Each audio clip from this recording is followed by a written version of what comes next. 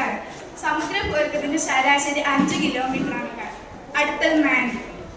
ഭൂവൽക്കരത്തിന് താഴെയുള്ള ഭാഗമാണ് മാൻഡിൽ. താരതമ്യേന കനമുള്ള ഭാഗമാണിത്. ഇത് ഏകദേശം 2900 കിലോമീറ്റർ വരെ വ്യാപിച്ചു കിടക്കുന്നു.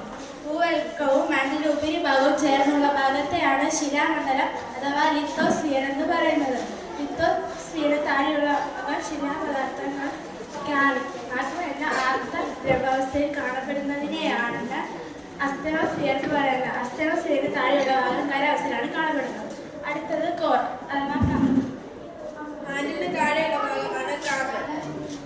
കാമ്പിന് പുറകാമ്പ്, അകക്കാമ്പ് എന്നീ 2 ഭാഗങ്ങളുണ്ട്. പുറകാമ്പ് ദ്രാവക അവസ്ഥയിലും അകക്കാമ്പ് ഖരാവസ്ഥയിലുമായിട്ടാണ് കാണപ്പെടുന്നത്. ഇരുമ്പ്, നിക്കൽ എന്നീ ലോഹങ്ങളാൽ രൂപമുള്ളതാണ്. അതിനാൽ നിഫ എന്നും ഇതിന് പേരുണ്ട്. അകക്കാമ്പിലെ ചൂട് ഏകദേശം 5500 ഡിഗ്രി സെൽഷ്യസ്.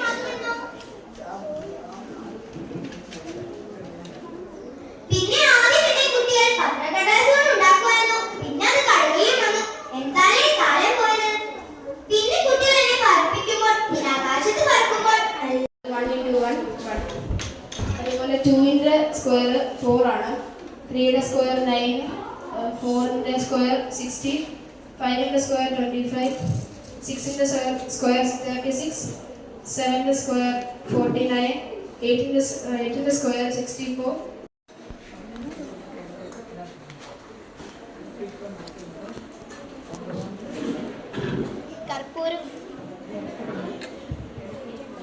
കർപ്പൂരം ഉപ്പും ചേർന്ന മിശ്രിതം നമ്മൾ ചൈന ഡിഷിൽ എടുത്തു. അതിനെ ഒരു ചോർപ്പ് കൊണ്ട് അടച്ചു. ചോർപ്പിന്റെ വാൽ ഭാഗത്ത് ഒരു പഞ്ഞി വെച്ച് അടയ്ക്കുന്നു. ഇത് ചൈന ഡിഷിൽ നിന്ന് വരുന്ന വാതകം പുറത്തു പോവാതിരിക്കാനാണ്.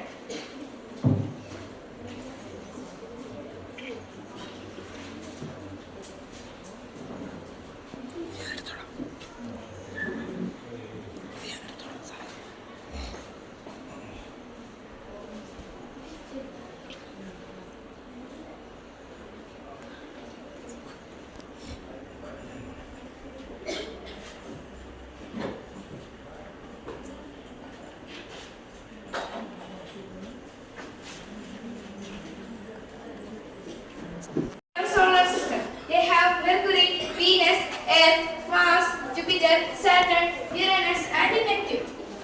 If we look at these 8 planets, we will hear some specialities of these planets, Sun and Moon.